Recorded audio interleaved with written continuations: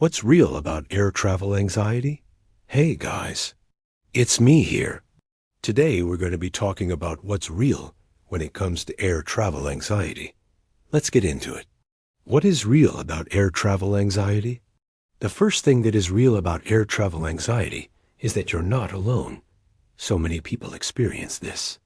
It is actually estimated that about 40% of the population has some level of fear or anxiety surrounding air travel. And for about 2.5% of the population, that fear is debilitating enough that they simply won't fly at all. There are lots of people out there who share your struggle. So know that you're not alone. And with that, there are resources available to help you cope with your flying anxiety. You just have to look for them and reach out. It's out there. Another thing that's real is that there's no single cause of flight anxiety.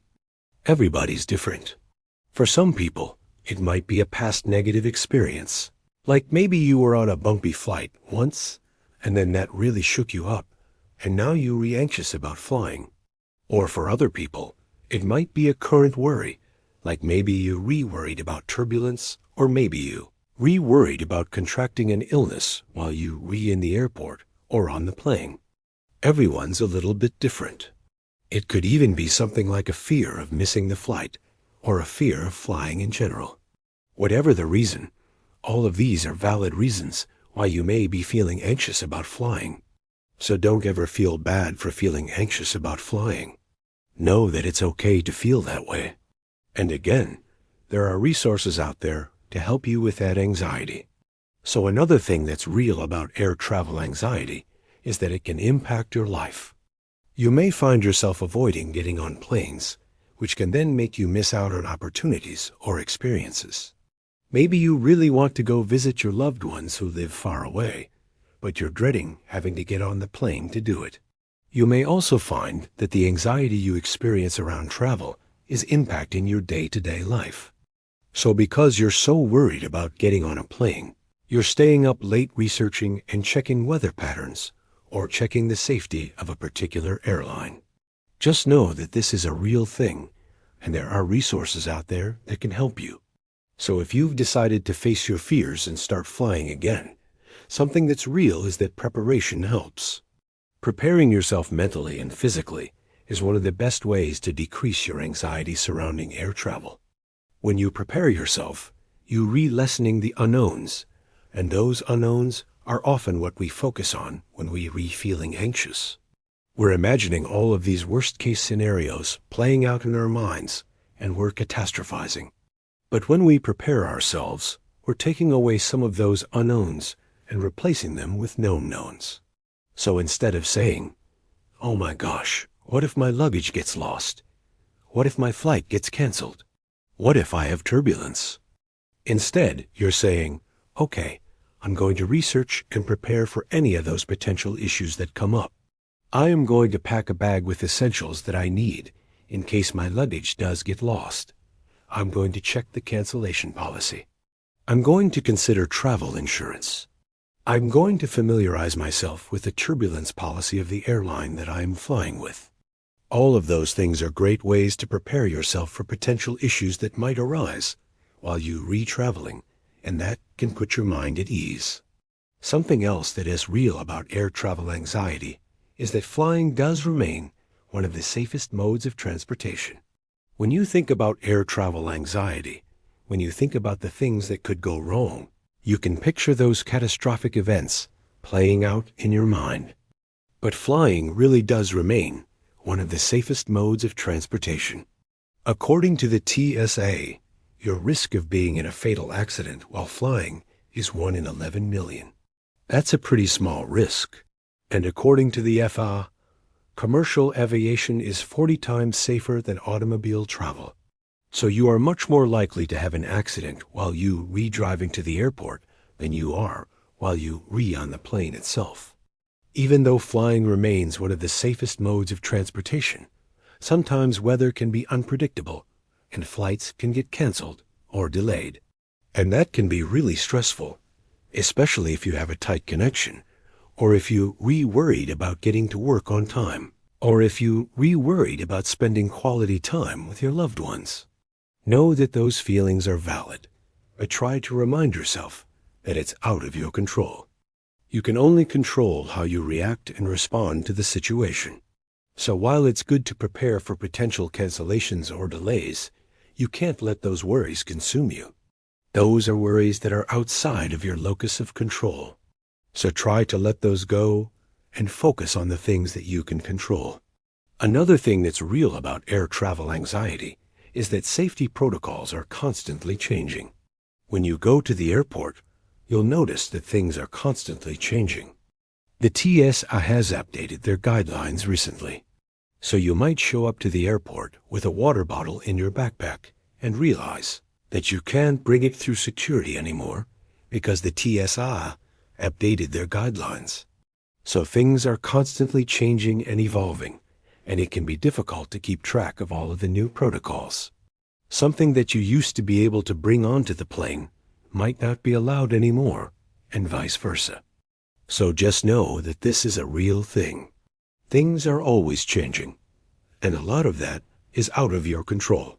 So try to focus on the things that you can control, like showing up to the airport early so you have enough time to get through the security line, even if there are unexpected delays or problems. Another thing that's real about air travel anxiety is that you will feel better after your flight. So take a deep breath. You're going to get through this. Once you land, you'll feel accomplished and probably relieved. And when you land and you get to your destination, you'll have a new exciting place to explore. All of that is waiting for you on the other side. So hang in there and get through this flight. One last thing that is real about air travel anxiety is that you don't have to go through this alone. So please reach out for support. If you're feeling overwhelmed, reach out to a trusted friend or family member. They can help support you during the process. If it's a little bit more intense and you'd like professional help, then seek out a therapist who specializes in anxiety or in working with individuals who have specific phobias like a fear of flying. And with that, I hope that you've found some comfort in knowing that what you're experiencing is real. So many other people experience air travel anxiety, but you don't have to go through this alone. There are resources out there, and there are people who care about you and want to help. You got this.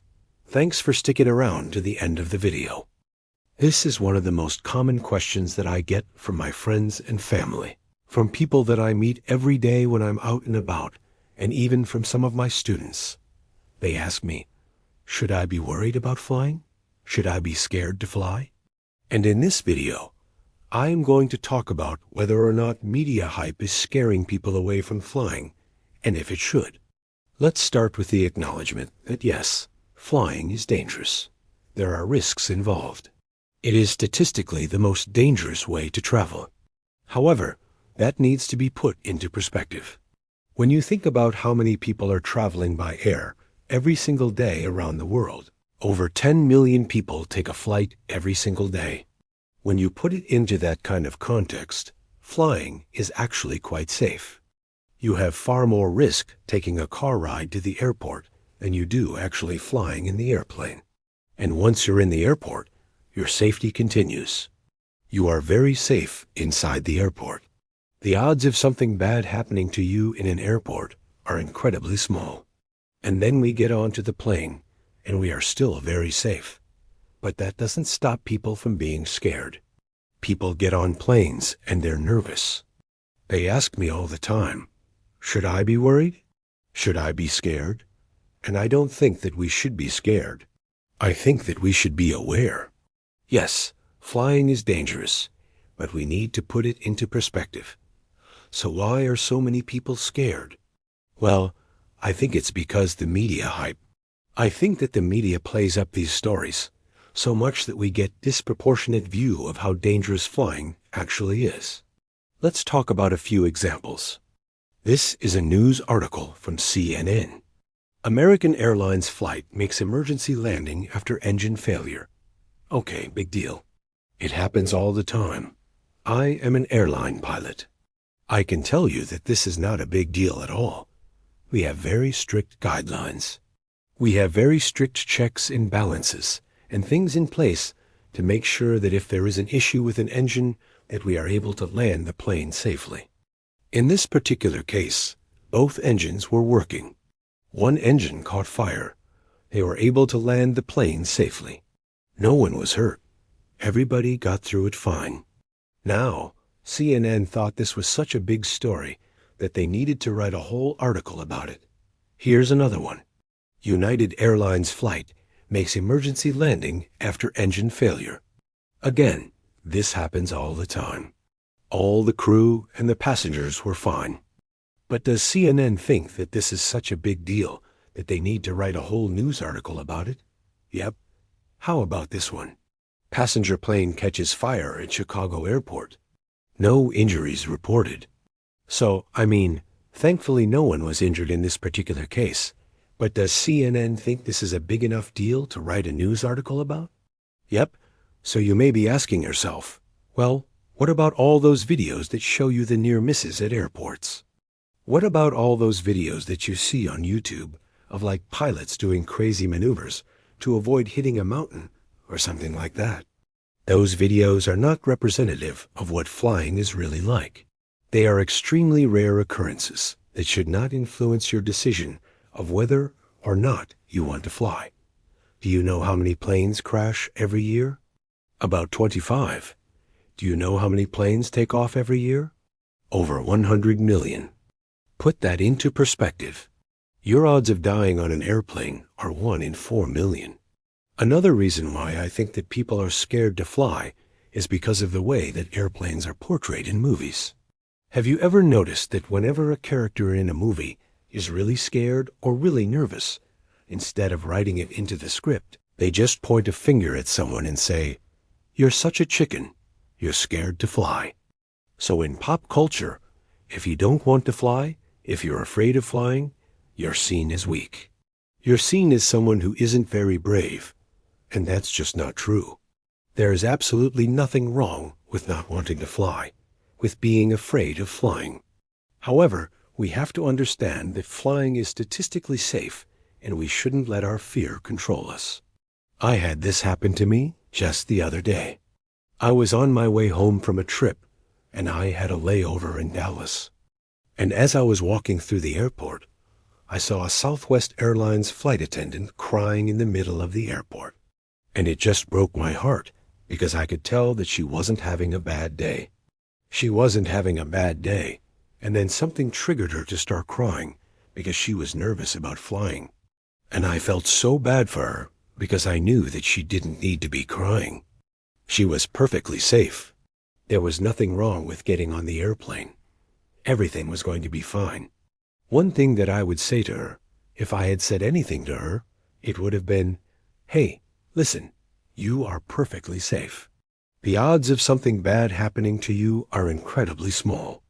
Don't let your emotions control you." And that's what I want everyone to walk away from this video knowing. Don't let your emotions control you. Understand the statistics. Understand that you are safe, that the pilots are trained, that the mechanics are certified, that there are so many checks and balances in place to keep you safe. And that includes the TSA as well.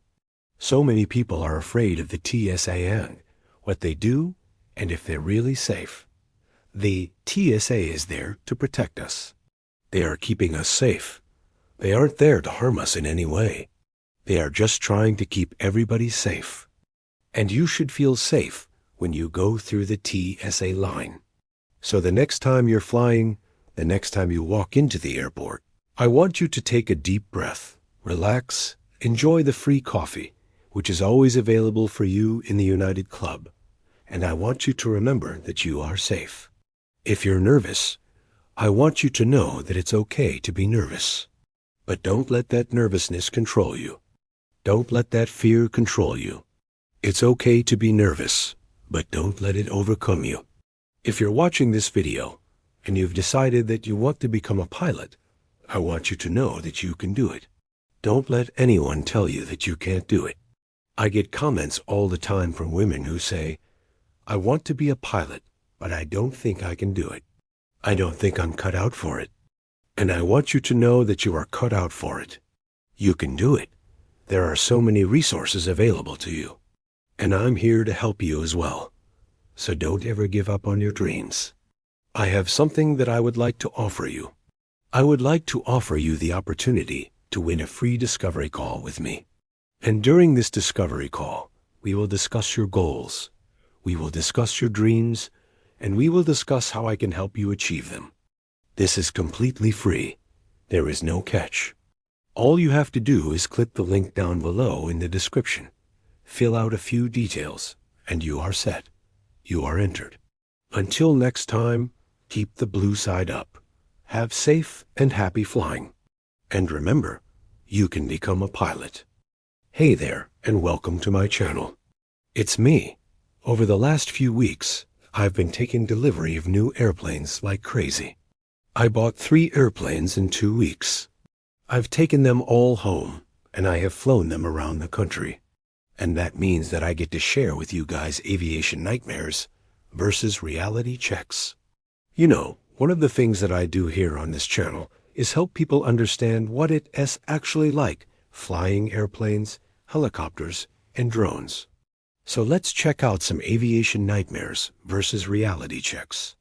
One of the first ones was, well, actually many of you saw it. It was the landing that we did on a highway in Florida. But before we go to that, one of the biggest nightmares that we hear about when it comes to flying planes, at least from people who don't fly, is getting stuck on the runway. Now, we talk about this all the time in general aviation, but I think a lot of people don't realize how common this is in commercial aviation as well. If you look at the landing that we did together of the MAX 7, the airplane just didn't stop. We went right off the end of the runway. Now, I have done this in flight simulators before, but never in real life. And I want you to know that it is just as bad as you imagine. When you overshoot or land long on an airport, the amount of concrete that you see under your airplane goes from 30 feet in front of you to 90 feet in front of you really quickly, and then everything becomes grass. The scariest part for me, though, is looking down at the end of the runway and seeing that it is getting smaller and smaller. Then you start to think about what happens if I can't get this airplane stopped. What happens if I run off the end of the runway? Now, I know in general aviation, we talk about overshooting runways all the time. But I want you to know that it does happen in commercial aviation as well. I had a pilot reach out to me after seeing us land on the highway, and they said, "Hey, listen, I was once a first officer flying the 747, and we were on final for landing. The captain was piloting the plane, and he just got distracted and didn't realize that we were too fast for the approach that we were doing. We were set up to land on this runway at 140 knots, and we were coming in at 160 knots. Well, before he realized what happened, we had already gone by the decision height. He knew that he was too fast to land. He knew that he had flown right by the decision height, and he knew that he wasn't going to be able to make the landing. So he said to me, I felt his hand tighten on the yoke because he pushed back hard, and then he just started talking calmly to air traffic control. He said, I need a missed approach. He turned the airplane, and they went around. Now, I asked him why he didn't just land the airplane. You know, if he could take the airplane anywhere he wanted, why not just land it somewhere else?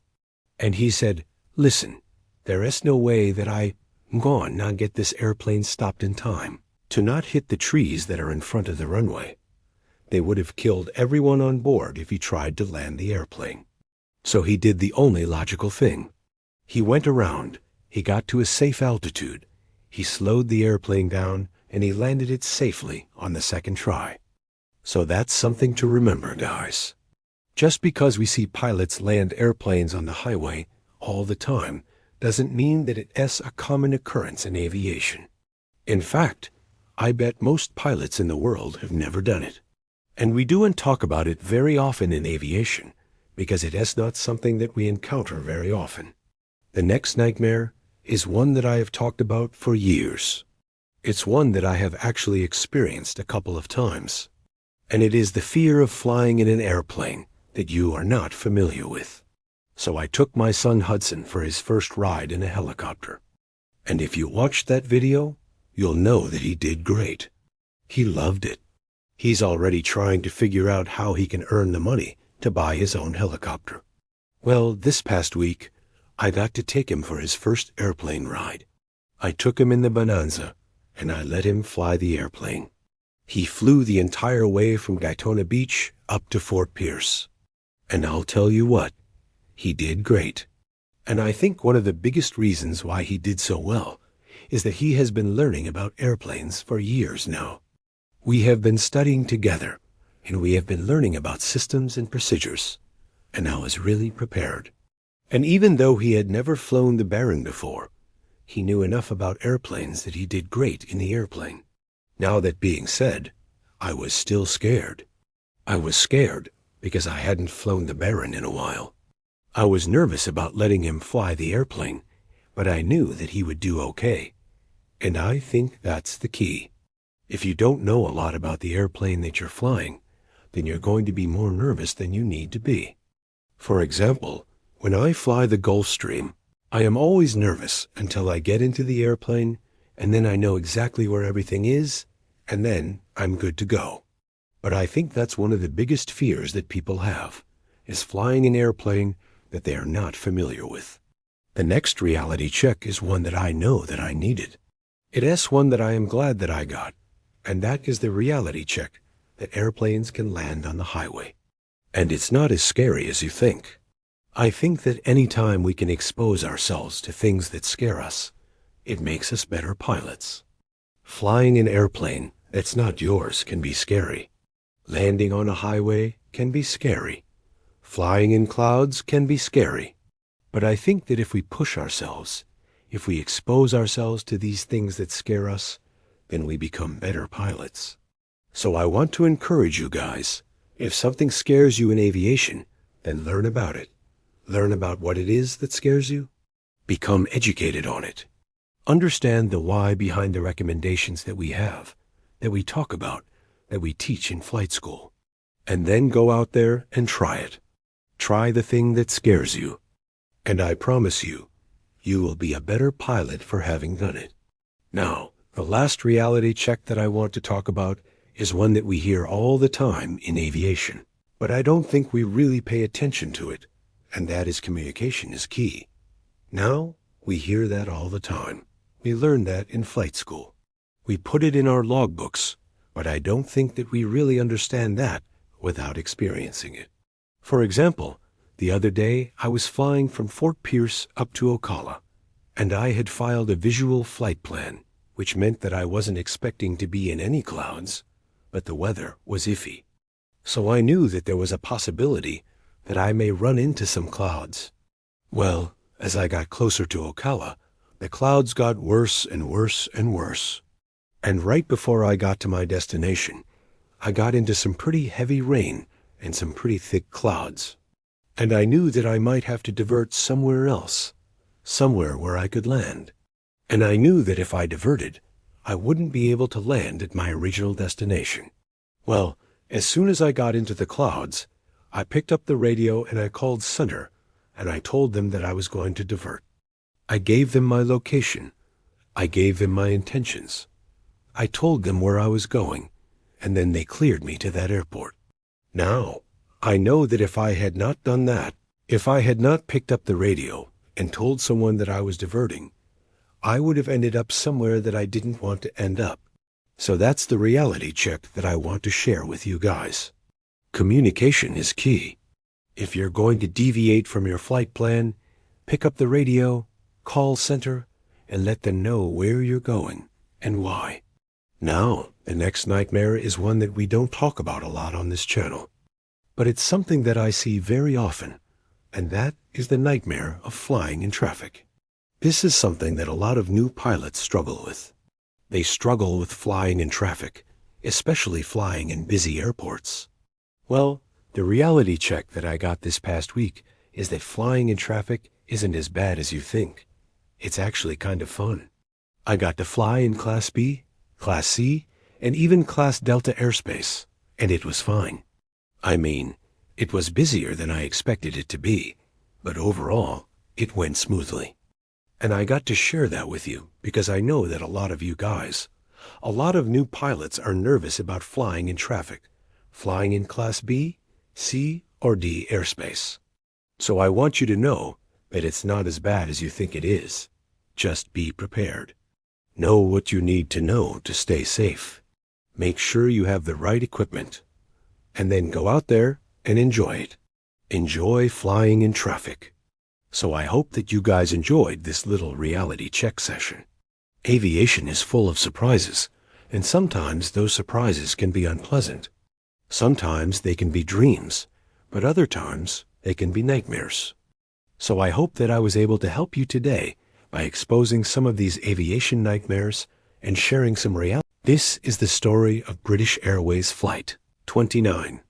Now playing on your screens is the approach to Tenerife in the Canary Islands. It's 1977, and you are watching live. But there is a small problem. There isn't any live footage from 1977.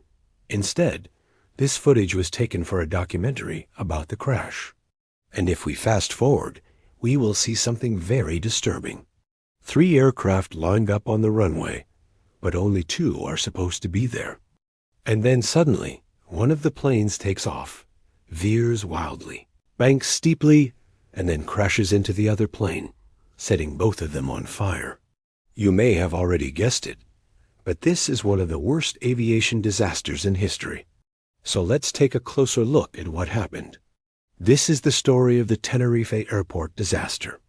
On March 1977, 2 Boeing 747s were approaching Tenerife South Airport, also known as Los Rodeos Airport, which is just south of the actual island of Tenerife. One of the planes was British Airways Flight 029, and the other plane was a KLM 747. Both planes were making approaches to runway 12. They had been given radar vectors to join the final approach from different directions. As the KLM approached, they were asked by a TTT to T 1,000 feet and then line up with the runway. At the same time, the British Airways jet was told to expect a right downward spiral onto the runway. The controller wanted to keep the 2 planes well separated. He knew that there was some taxiway and runway construction going on at the airport, and he didn't want the 2 planes getting too close to each other. But unbeknownst to the controller, several factors would cause these 2 planes to come uncomfortably close and ultimately collide mid-air. Let's go back to the timeline. The KLM 747 continued its approach. Meanwhile, the British Airways 747 made its way to the holding point at the far end of the runway. The controller now cleared them both to land. And once again, he kept them on separate paths so that they would not interfere with each other. Then just as the KLM was lining up with the runway, a DC-8 was cleared to take off. As the DC-8 took off, the KLM pilot expected the British Airways jet to turn onto its final approach path. But that did not happen. The KLM crew instead saw the British Airways jet descending straight towards them. They called out, "Car," repeatedly, which is the signal for another aircraft, and they started to climb away from the potential conflict. But by now, the 2 jets were extremely close to each other. Within seconds, the 2 planes collided mid-air. The left wing of the British Airways jet struck the fuselage of the KLM jet. It tore a massive hole in the side of the KLM jet, starting a fire on board. The cockpit crew of the British Airways jet had no idea that their left wing had collided with the other plane. However, the cockpit instruments did show an increase in fuel flow to the engines, and the engines started to vibrate. But since they were still on the public address system, the pilots of the British Airways jet thought nothing of it. Meanwhile, the burning KLM jet was spiraling down toward the ground. Its fuselage had split apart during the collision, and the fire was rapidly spreading throughout the plane. The pilots of the KLM jet tried their best to regain control of the plane, but the damage was too severe, and the fire was spreading through the cockpit. There was nothing that they could do. Back on the British Airways jet, smoke had started filling the cockpit. The first officer put his hand over the panel, trying to get the smoke to stop. He told the captain to turn on the cabin's oxygen masks. Both pilots donned their masks, and the first officer struggled to open the cargo door in order to bail out. Other crew members screamed at him to abandon that idea, since the altitude was nowhere near safe enough for a jump. So instead, they all donned their parachutes. As the fire spread through the plane, the pilots struggled to maintain control of the aircraft. As smoke filled the cockpit, the captain struggled to even see the instruments. But the first officer saw the ground looming beneath them. He alerted the captain, who immediately put the plane into a banking turn to the right. Now, since the cargo door wouldn't open, the first officer tried opening the emergency exit above his head. That, too, wouldn't budge. So he ran towards the rear of the plane in search of another way out. Eventually, he found an exit and was able to get out of the plane along with 3 flight attendants. They bailed out of the plane in their full flight attendant uniforms, complete with high heels and all.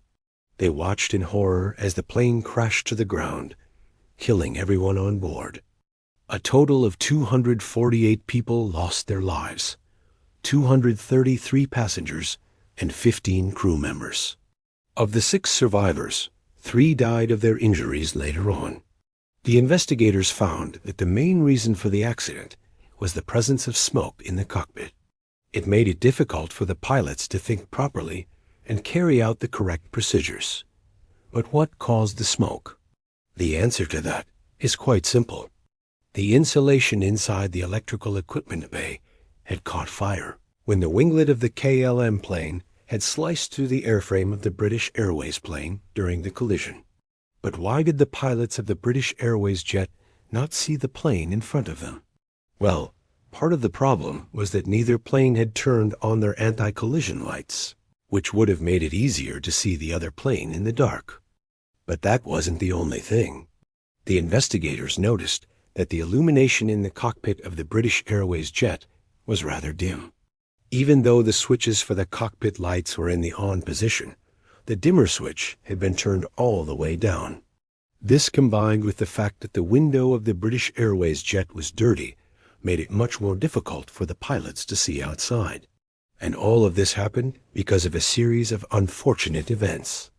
For example, the controller's decision to vector the planes separately meant that the pilots of the British Airways jet did not expect the KLM jet to be anywhere near them. After all, they had been cleared to land, and controllers usually do and give you clearance to fly directly into another plane. Add to that the fact that the interior lights on the KLM plane were turned off, and the fact that the pilots of the British Airways jet never responded to the collision warning meant that things fell apart rather quickly. So here are the contributing factors that led to this disaster. First, the controller's decision to send the 2 planes on separate paths meant that the pilots of the British Airways jet did not expect the KLM plane to be anywhere close by.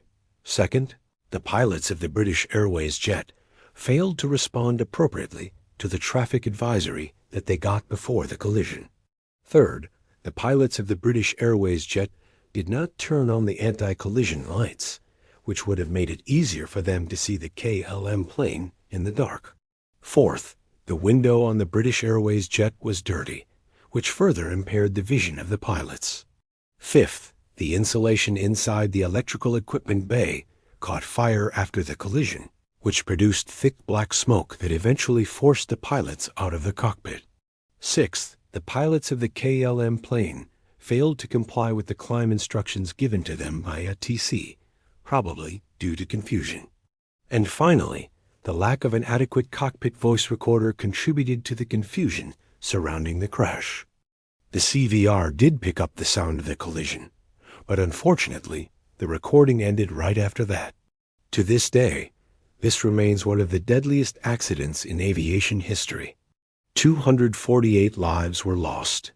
And since then, many changes have been made in order to prevent such an accident from ever happening again. For example, cockpit lighting is much better today, and cockpit voice recorders and flight data recorders are standard on all flights, which has helped investigators piece together exactly what happened in cases like this one. Thank you for watching this episode. Have you ever wondered why so many people are afraid of flying when it is statistically one of the safest ways to travel? Well, that's what we're going to discuss today. I'm a psychiatrist, and I make mental health education videos. The truth is, flying is not an irrational fear because there are legitimate dangers involved. It's a real risk. However, for most people, their fears are irrational because the actual risk is very low. They have a distorted perception of the risk. And this distortion leads them to overestimate the probability of something bad happening to them when they fly. But there's more to the fear of flying than just a miscalculation of risk. There are other factors that intensify the fear and make it more overwhelming. So let's talk about some of those things. First, it's normal to be apprehensive about doing something that you're not familiar with. You know, when you're not familiar with something, you don't understand it. It makes you anxious. And that anxiety increases your vulnerability to negative outcomes. Like when you're not familiar with a language and you go to a foreign country, you're more susceptible to being taken advantage of. You're more likely to get scammed, or you could get robbed. Or maybe you don't know how to drive in the snow, and you have to drive in the snow. Then you're more likely to get in a car accident. Lack of familiarity does increase your vulnerability. And so it is with flying. When you don't understand how planes work, then you're more vulnerable to believing catastrophic things can happen. And that vulnerability is increased when you see dramatic images on the news of a plane crash. Which brings me to the next thing that overwhelms people and intensifies their fear of flying media coverage. The media tends to focus on the worst-case scenarios, things like plane crashes and terrorist attacks. This gives people a false sense of how common these events are. People think that these things happen all the time, when actually they don't. Plane crashes are rare, and most of them are the result of a series of events that could have been prevented. For example, pilots ignoring warning signs or making poor decisions, mechanical issues that were not addressed, weather conditions that were underestimated, or passenger actions like rushing the runway when a pilot tries to take off. Those are some of the main causes of plane crashes. And those things are usually obvious to the public. Now, sometimes there are unknown causes for crashes, like what happened to the Boeing 737 MAX. There was a problem with the design of the plane, and that led to several crashes before they figured out what was wrong. But even then, the design flaw was something that was outside the norm. It wasn't something that happened frequently. So yes, planes do crash, and some of them are catastrophic. But it's important to remember that planes also don't crash all the time. The reason you don't hear about the planes that don't crash is because they land safely every day. But that's not considered newsworthy. So if you want to get a realistic view of how safe planes are, you need to look at the statistics. According to the Center for Disease Control, in 2020, there were 11 million passengers on U.S. airlines and only 189 died in plane crashes. That's a 1 in 58,000 chance of dying in a plane crash. To put that into perspective, you are 12 times more likely to die from a motor vehicle accident and 26 times more likely to die from an accident in your own home. Now, you're much more likely to die from COVID than a plane crash. But despite that, people are still more afraid of flying than riding in a car or getting the COVID vaccine. It doesn't make sense, but people's fears don't always make sense. Sometimes our fears keep us safe, but sometimes they get in the way of our ability to function. And a fear of flying can definitely get in the way. When people are afraid of flying, it can interfere with their ability to travel for work or school or to visit family or friends. Their fear can keep them from having experiences that would be enjoyable and beneficial. The fear of flying isn't always based on a miscalculation of risk or the influence of media coverage. It can also be based on a person's own experience. Let's say you were in a small plane that had engine trouble and made an emergency landing. That experience would be so traumatic that it would be reasonable to fear flying ever since. Another situation where a fear of flying might be a rational fear is if you had a family member who was in a plane crash. Watching your loved one go through that trauma, or worse, losing your loved one in a plane crash, would understandably lead to a fear of flying. Sometimes a fear of flying is not just about the risk involved with the flying itself. It can also be about the crowds in the airport and the lines and the security check. That type of fear is called a social anxiety, and it's more common than people realize. Some people are terrified of going to an airport because they're afraid they'll be humiliated or embarrassed during the security screening process. You know, when you go through the airport security, you have to put all your belongings in a bin, and then they go through the scanner, and then you walk through a body scanner. And if you set off an alarm, then they have to do a manual search. And people think that that process is humiliating. There are several things that can trigger a fear response in people during the screening process. One of them is having to take off your shoes. A lot of people wear expensive shoes, and they're afraid that someone will take their shoes and run off with them while they distracted. Another trigger is having to pull your carry-on luggage out from under the seat in front of you. Some people are worried that someone is going to try to steal their stuff when they're busy pulling their stuff out. Another trigger is having to put your personal items, like your phone and your laptop, in a separate bin. Some people are afraid that their valuable electronics will be stolen or damaged. And then, of course, there are people who are uncomfortable with the intimate pat-down by security personnel. All those things can trigger a fear response in people. And then there are people who have a fear of flying that is related to the crowds in the airport terminal. Airplanes can be delayed for hours because of air traffic congestion. And when that happens, it can make the terminals feel like they're more crowded. And then there are people who have a claustrophobia, a fear of crowds, and that makes it unbearable for them to be in an airport terminal, especially if there's a delay. So there are several reasons why someone might have a legitimate fear of flying. But for the majority of people, their fear is not based on a realistic assessment of the risk. If you're one of those people, there are things that you can do to reduce your fear. First, you can learn more about flying. Knowledge reduces uncertainty, and uncertainty generates fear. So learn everything you can about how planes work and the safety features that are on planes. Watch YouTube videos about what it's like to be a pilot. Follow the National Transportation Safety Bureau on Twitter. They post updates about plane crashes and how they were able to determine what caused them. Do whatever you need to do to become more familiar with the flying process.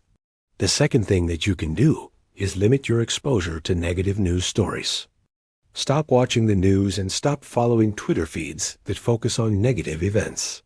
If you're watching movies, watch ones that end well. Only consume uplifting and hopeful content. Third, you can practice self-care.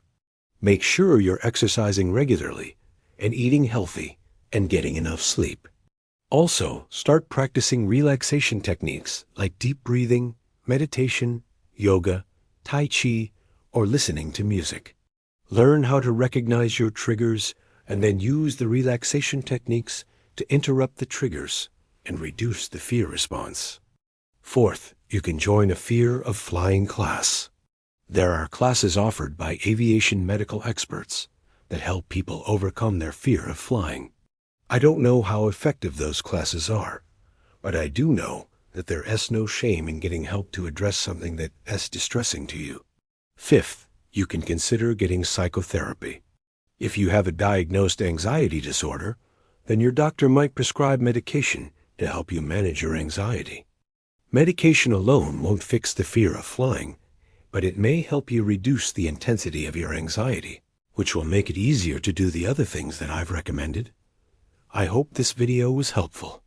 And if you liked this video, please give it a thumbs up and share it with others. And please subscribe if you haven't already. Thanks for watching.